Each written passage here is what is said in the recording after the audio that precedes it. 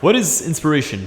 Is it a stroke of luck? You start sketching and all of a sudden the heavens open up and you are inspired. All of the concepts, all of the ideas come to you, or is it a process? On this episode, I'll be giving you guys my go-to method on how to think about research to get inspired as a fashion designer. First, we must understand what inspiration is. Finding inspiration is probably the most important part of the process. Inspiration can be forced and inspiration can have a logical step-by-step process. This comes down to how you research. So we'll be looking at the two main forms of research that you can typically take part of. First, it's going to be your primary research, and second, you have your secondary research. And then we'll look at different places in the world and in your environment that you can become inspired from. So when it comes to primary research, there are a variety of different places that you can get inspired from. At the core, you have architecture.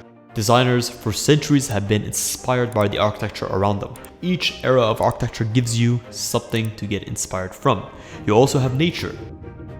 Different landscapes, different climates, different geographies. Each nature will afford you a sensibility when it comes to color palette. You can even look at animals. You can look at the prints of animals. Does this mean that you need to go on a safari the next time you want to get inspired for your capsule collection? No. Go and research, check on Google. Pinterest is great for creating mood boards and start to make connections. Secondary research can come in handy when you are on a time crunch, when you don't have the time to go out to collate a variety of different sources. These are resources such as fashion forecasting website or fashion editorials. And one of the most well-known fashion forecasting websites is WGSN, which does a great job to give you current trends in the market, gives you color palettes that are trending, future products that are going to be trending, and a variety of different market resources or market analysis that understand or allow you to understand where the market is and where it may be heading. How can you get inspired through a form of primary research today? You might have asked, Shadi, if I visit a museum of classic art, how could this relate to my brand? It comes down to how you create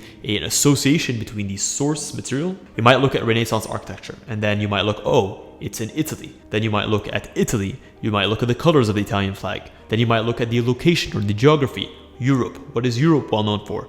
XYZ. So all of these things begin and allow you to expand into what is known as a mind map to begin to find areas of connections. You can also perform what is known as a natural abstraction. So if you're observing something in nature, whether it is a plant, whether it's a rock formation, you can look at specific ideas or specific elements within these natural formations, such as the texture, the color, the way the light hits it. Last but not least is perform field research. And I've done a separate video on the past where I've gone into depth on how shopping can make you a better designer. If you're interested in having me critique your own design process, your own inspiration process, well, I do offer one-on-one consultation calls every single week with limited slots. Check the link below if you're interested in booking a call with me. Guys, from the very bottom of my heart, thank you so much for tuning into this episode of Fit Design TV. Until next week's episode, stay awesome.